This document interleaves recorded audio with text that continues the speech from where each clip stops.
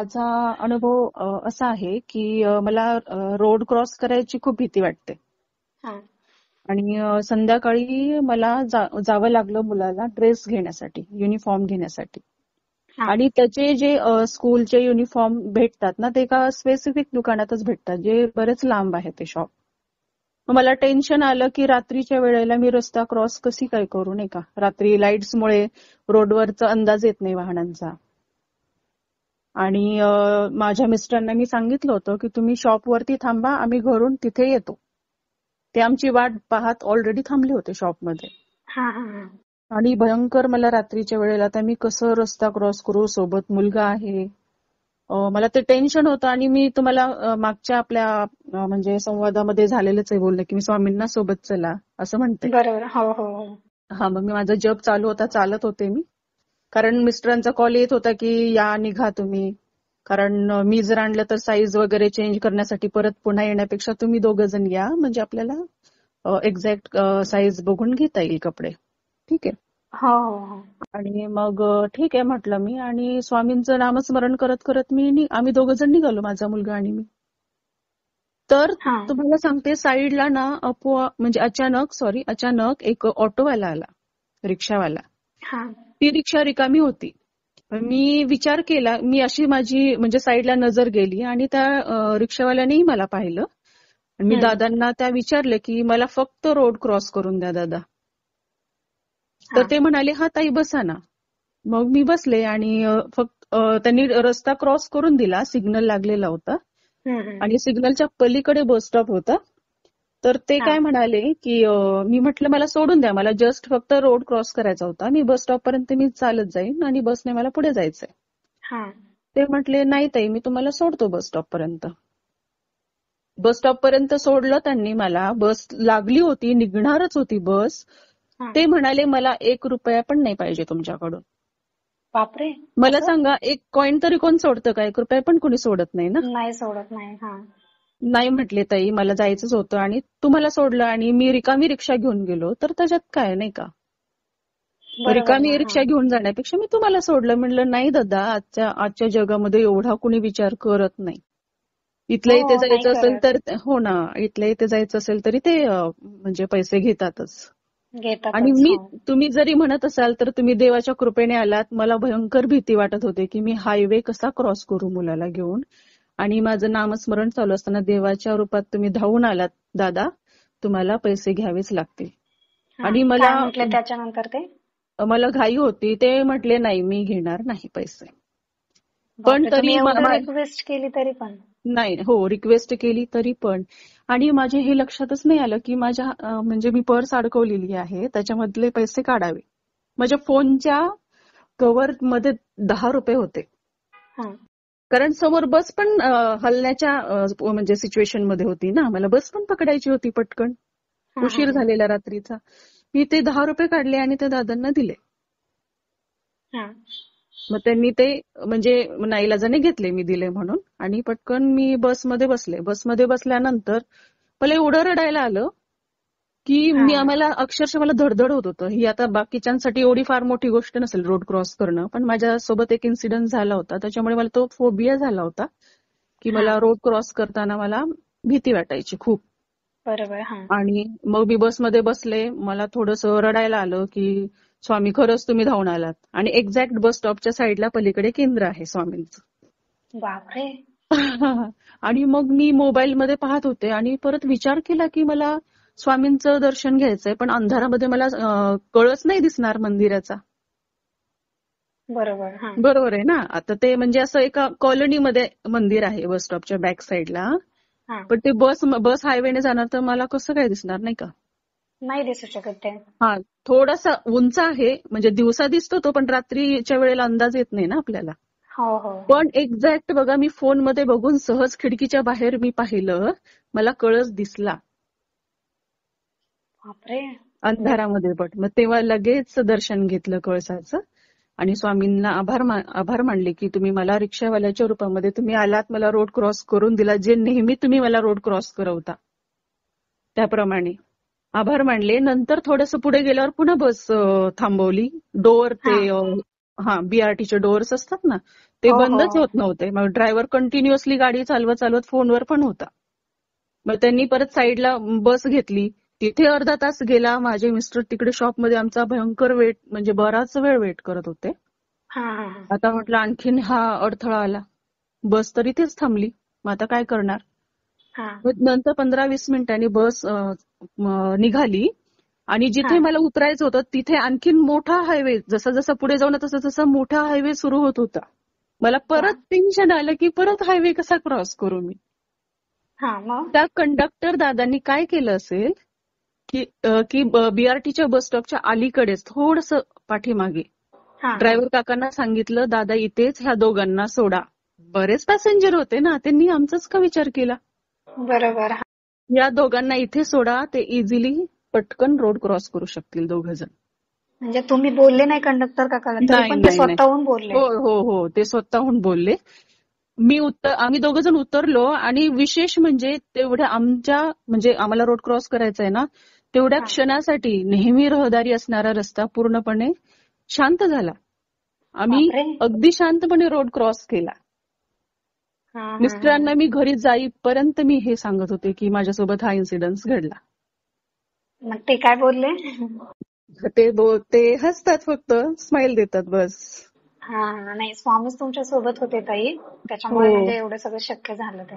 कारण कसं असतं माहिती का, ज्याला अनुभव येतो, ज्याला भीती असते किंवा ज्या संकटातून जात असतो आणि हो हो. अशा वेळेला एखादी आशेची किरण भेटणं किंवा कुणीतरी कुठल्या रूपात येणं, हे तोच व्यक्ती समजू शकतो. बरोबर.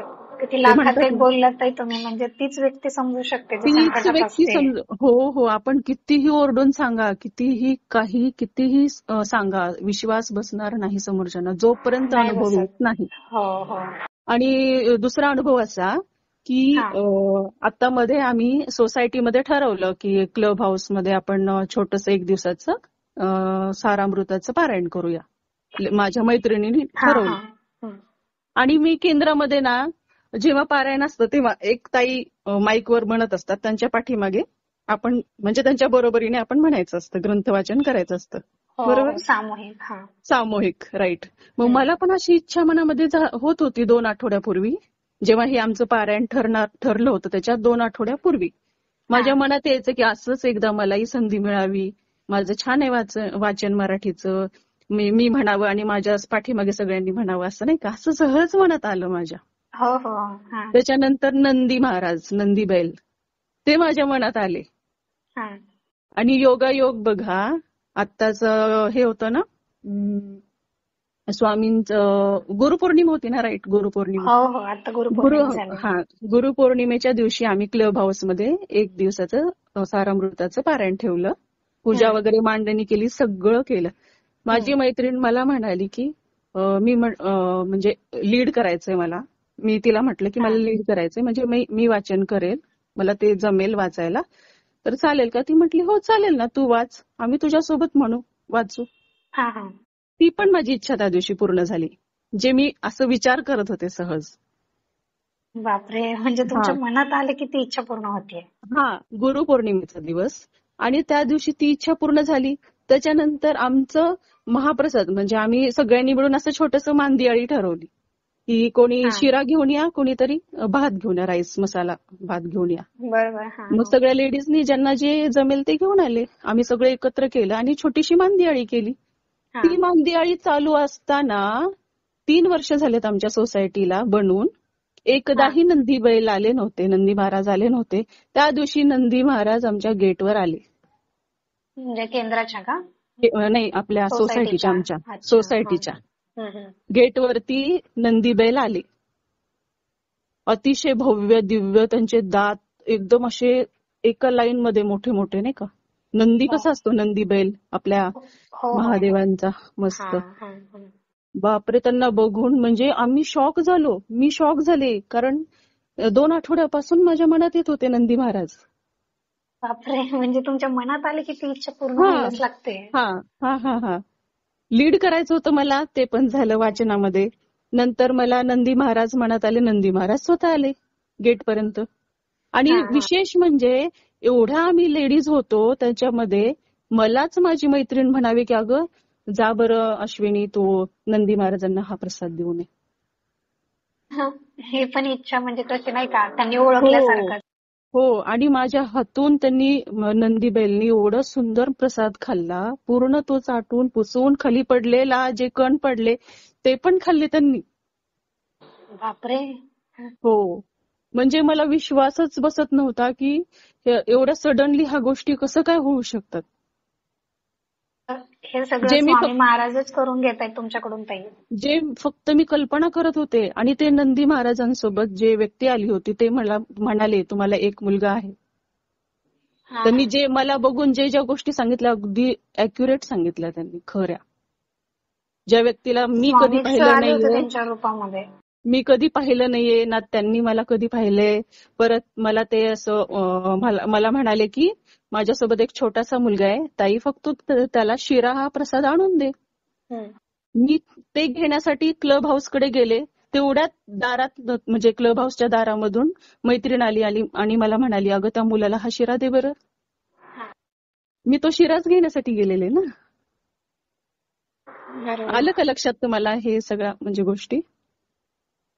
हो मी ऐकलेत सगळे आले लक्षात. म्हणजे मी प्रसाद त्या बाळासाठी घेण्यासाठीच निघाले होते आणि समोरून मैत्रीण पण त्याच कारणासाठी माझ्याकडे आली की हा शिरा घे आणि त्या बाळाला दे. म्हणजे काय हा योगायोग म्हणावं लागेल. मला बराच वेळ असं करमलंच नाही. मी रडू की काय विचार करू मला हेच समजत नव्हतं. परत दुसरा विषय हा झाला की मी स्वामी महाराजांना म्हटलं की स्वामी महाराज मी बऱ्याचदा नारळ कलशमध्ये ठेवला देवघरासमोर, पण एकदा पण त्याला पालवी फुटली नाही हो, नारळ उगवलंच नाही. एकदा तरी फुटू द्या ना, मला खूप आवडतं ते. 3 दिवसांनी लगेच मला डायरेक्ट कोंब दिसला. जो नारळ मी रोज धुते देवांना स्नान घालताना, तर नारळाला पण स्नान घालतेय, तर आपल्याला कळतं ना कोंब आलेलं वगैरे ते नारळ. अजिबात त्याला कोंब नव्हता, काही नाही. ते तिसऱ्या दिवशी जशी मी इच्छा बोलली स्वामींना, तिसऱ्या दिवशी मला कोंब आलेला दिसला. आता खूप छान पालवी फुटलीये. तुम्ही जे बोलता किंवा मनात आणता ते स्वामी लगेच म्हणजे स्वामींपर्यंत पोहोचतच आहे. नंतर माझ्याकडे ब्रह्मकमळ आहे. ब्रह्मकमळाला 3 फुलांच्या वर फुलच येत नव्हतं एवढी वर्ष झाले. खूप मोठं झाड झालंय ते. मग ते म्हणजे हे नारळाचा विषय झाला ना, त्याच्या अगदी त्याच दिवसांमधली ही पण गोष्ट आहे. स्वामी महाराजांना म्हटलं अहो माझं झाड बहरून जाऊ द्या ना. मला लगेचच 10 कळ्या आल्या त्या झाडाला. बापरे. 10 फुलं आली, 10 ऍट अ टाइम 10 फुलं आली. त्याचा व्हिडिओ आहे माझ्याकडे. पाठवा ना आपल्याला. हो नक्की मी ते नारळाचाही फोटो पाठवेन आणि त्या झाडाचाही फोटो पाठवेन. हो. असं म्हणजे किती छान अनुभव येत आहेत तुम्हाला. म्हणजे साक्षात स्वामीच तुमच्या सोबत रोजच्या जीवनात आहे, चालता बोलता पण. हो. मी त्यांना म्हणजे काय सांगू आता. कालची पण गुरुवारची एक गोष्ट आहे. एका व्यक्तीचं वॉलेट मला बसमध्ये सापडलं. आणि बसमध्ये सापडल्यानंतर की मी अस्वस्थ झाले की तो व्यक्ती किती परेशानीमध्ये असेल. त्याचे पूर्ण डॉक्युमेंट्स त्याच्यामध्ये होते, ओरिजिनल सगळे कार्ड्स होते. पण त्याला ते लवकरात लवकर मिळवण्यासाठी एवढी धडपड केली, स्वामींना रिक्वेस्ट केली, विनंती केली. स्वामी हे अतिशय अनमोल गोष्ट आहे, त्या व्यक्तीला किती धावपळ करावी लागेल. तो व्यक्ती झोपला नसेल रात्रभर विचार करून. ते चोरीला गेलं आहे की त्याच्याकडून विसरले हे गोष्ट आपल्याला माहिती नाहीये. पण लवकरात लवकर त्या व्यक्तीशी माझा संपर्क होऊ द्या, कारण कॉन्टॅक्ट नंबर याच्यामध्ये कुठेच नाहीये ना. तो व्यक्ती सोशल मीडियावर मला दिसत आहे. मी काय करू मला सांगा प्लीज स्वामी, माझं आज काम करा. आणि कालच्या गुरुवारी, आपला कालचा गुरुवार, अगदी सहजासहजी बँकेतून मला नंबर मिळाला, त्या व्यक्तीशी कॉन्टॅक्ट झाला आणि तो व्यक्ती अतिशय आनंदित, त्याने मला धन्यवाद दिले की ताई म्हणजे तुमच्यामुळे मला आज ही गोष्ट भेटली आणि मी भयंकर मनस्तापात होतो काल. बघा तुम्ही जसा विचार केला की ती व्यक्ती किती काळजीत असेल, तसंच झालं. हो. मी जराही क्षणाचा विलंब केला नाही. मी खूप मिस्टरांनी त्यांच्या फ्रेंड्सना सगळ्यांना सांगून ठेवलं होतं. मी कोणावरच ट्रस्ट केला नाही किंवा वेळ घालवला नाही की त्यांच्याकडून रिप्लाय येण्याचा मी वाट पाहिली नाहीये. मी स्वतः माझ्या मैत्रिणीला घेऊन बँकेमध्ये गेले तिथे जाऊन इन्क्वायरी केली, नंबर घेतला आणि त्या दादाला बोलले आणि त्यांना सांगितलं तुम्ही इथे इथे येऊन ते वॉलेट घ्या किंवा आम्ही तुम्हाला कॉन्टॅक्ट करू, तिथे तुम्ही या घ्यायला. तेव्हा मला झोप लागली, तेव्हा मला शांतता वाटली की झाला कॉन्टॅक्ट त्या व्यक्तीशी म्हणून. बापरे. असं. खूप आणि एक छान. वेळेस आम्ही हायवेवरनं बोलू ना ताई? हो हो, बोला बोला. एक वेळेस हायवेवरनं पहिले येत होतो आम्ही आणि रात्रीची वेळ होती आणि हायवेवरती अचानक म्हणजे आपण स्पीड मध्ये गाडी असते ना, हो. आणि समोर एकदम अचानक मध्येच टेम्पो उभा होता, हा अगदी डिवायडरला चिटकून. हा हा आणि लाईट पण नव्हती चालू त्या टेम्पोची की बाबा ती थांबलेली आहे किंवा काहीतरी बिघाड झालाय, काहीतरी आपण ठेवतो ना असं, म्हणजे झाडी वगैरे ठेवतात, कळावं पाठीमागे येणाऱ्या वाहनांना की समोर वाहन उभं आहे रस्त्यामध्येच. हो हो हो. तर तसं काही नव्हतं आणि एकदम माझ्या मिस्टरांनी ना अशी जोरात गाडी टर्न केली. बापरे. हा. हो. आणि साईडला पण दुसरी गाडी येत होती. काहीही मोठा अतिशय मेजर ऍक्सिडेंट होऊ शकत होता. पण थोडक्यात आम्ही वाचलो, अगदी थोडक्यात वाचलो. त्यांनी मला घरी आल्यावर सांगितलं की तू जे मला सांगतेस ना की गाडी जेव्हा चालवायची असेल बसताना स्वामींचं नाव घेऊन बसा, सोबत चला, त्या गोष्टीमुळे आपण वाचलो. बघा, त्यांना पण स्वामींनी अनुभव दिला. हो. अजिबात खेर नव्हती आपली. ते मला ते म्हणाले, कारण रात्रीची वेळ होती, आम्ही पण असं झोप लागली होती आम्हाला, आम्ही पाठीमागे झोपलेलो, ड्रायव्हिंग ते करत होते. बापरे. म्हणजे किती मोठ्या संकटातून स्वामी तुम्हाला वाचवतायत. हो. आणि नंतर आता गेल्या जून मध्ये आम्ही गिरनारला गेलो. हा. गिरनारला गेलो, दत्तात्रयांचं आपल्याला पादुकाचं दर्शन घ्यायचं होतं. माझ्या वडिलांना हार्टचा प्रॉब्लेम आहे हा हा आणि आम्ही काय ऍक्च्युली त्यांच्यामुळेच आम्ही गुजरात फिरायचं म्हणून गेलो होतो, द्वारका वगैरे पाहायचं म्हणून. गिरनारचं आमच्या डोक्यात पण नव्हतं.